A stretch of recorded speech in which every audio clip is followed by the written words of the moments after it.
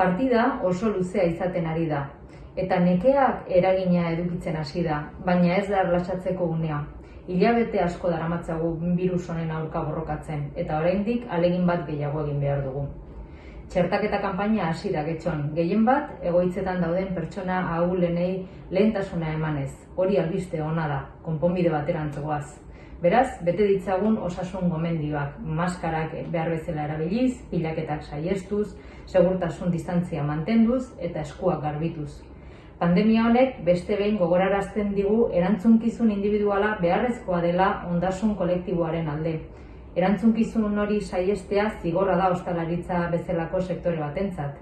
Birusa eragiten ari den krisiak bereziki kaltetua. Udal gobernuak bere konpromisoa berresten du ostalaritza sektoreentzat den laguntza ildo batekin.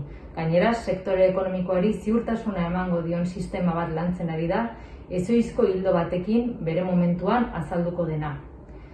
Beste batzutan ere horrelako egoera zailetan aurkitu gera eta ziur nago denon artean aterako garela.